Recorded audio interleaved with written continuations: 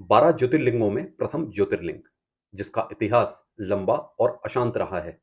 जहां एक ओर भव्य मंदिर है और दूसरी ओर समुद्र की लहरें, जिन्हें आप बिना छुए नहीं रह सकते। आज ले चलते हैं आपको महादेव के एक और ऐसे मंदिर में, जिसे आप और हम सोमनाथ के नाम से जानते हैं। दोस्तों, उत्तराखंड गुरु में आपका स्वागत है।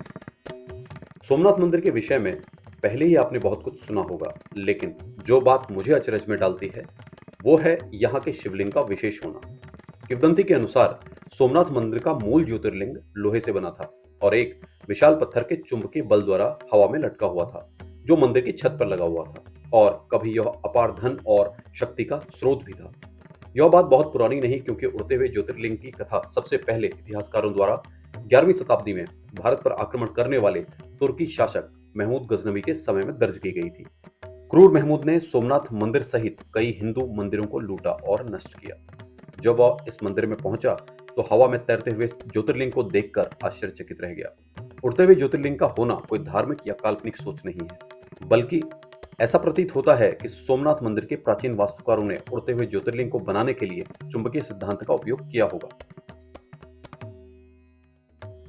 बहरहाल, तब से लेकर आज तक काफी परिवर्तन हुए और जब जब इस मंदिर को तोड़ा गया, तब तब शिव भक्तों ने भगवान शिव की कृपा से इसे और भी भव्य बना दिया और आज सोमनाथ मंदिर इतिहास की कई कहानियों को अपने आप में समेटे शान से खड़ा है।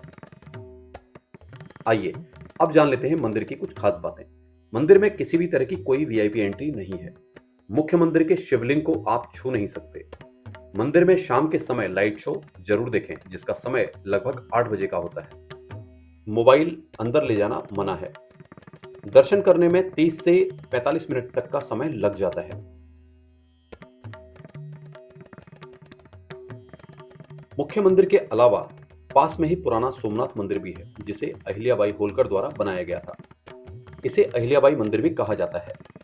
आप इस मंदिर में जाकर पूजा अर्चना कर सकते हैं और शिवलिंग को छू भी सकते हैं। मंदिर के पास में ही सोमनाथ ट्रस्ट का भोजनालय भी है, जहां पर आप जाकर प्रसाद ग्रहण कर सकते हैं।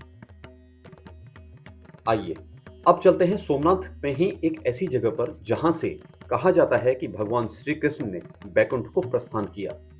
इस स्थान का नाम है भालका तीर्थ। लोक गाथाओं के अनुसार महाभारत युद्ध खत्म होने के 36 साल बाद एक बार भगवान श्री कृष्ण सोमनाथ मंदिर से करीब 7 किलोमीटर दूर बैरावल की इस जगह पर विश्राम करने आए। ध्यान मुद्रा में बैठे हुए थे, तभी एक भील ने उन्हें मृग की आंख समझकर तीर छोड़ दिया, जो सीधे कृष्ण के बाएं पैर पर जा धंसा। जब भील करीब पहुंचा तो उसने देखा और भगवान से माफी मांगने लगा। भील को देखकर कृष्ण ने समझाया और कहा, क्यों विलाप कर रहे हो? जो भी हुआ है वो मेरी नियति से हुआ है। बाण लगने से घायल भगवान श्री कृष्ण भालका से थोड़ी दूर स्थित हिरण नदी के पास में पहुंचे। कहा जाता है कि उसी नदी पर भगवान पंचतत्व में विलीन हो गए। इसी स्थान को आप सोमनाथ में गीता मंदिर के नाम से जानते हैं। इसी नदी के किनारे आज भी भगवान के चरणों के निशान मौजूद हैं और इस जगह को दुनिया भर में देहोत्सर्ग तीर्थ के नाम से जाना जाता है।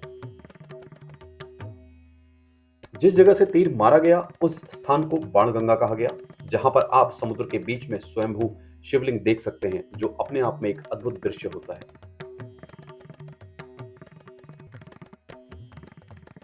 सोमनाथ में ही आसपास के स्थलों में अगला आता है सूर्य मंदिर।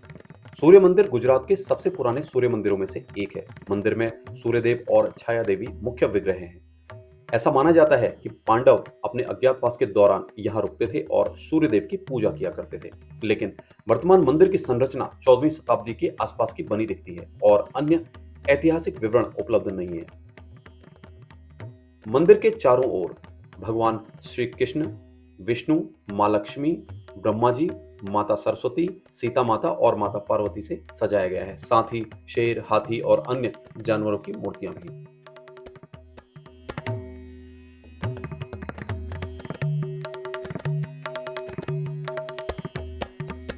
अगले स्थान का नाम है त्रिवेणी संगम। सोमनाथ 3 नदियों के संगम के लिए प्रसिद्ध है और संस्कृत में 3 नदियों के संगम को त्रिवेणी संगम कहा जाता है। इस संगम की देखरेख करने वाले इस घाट को त्रिवेणी घाट कहा जाता है। इस संगम पर मिलने वाली 3 नदियां हिरण, कपिल और सरस्वती हैं। हिंदुओं का मानना है कि यह संगम जन्म, जीवन और मृत्यु का प्रतीक है।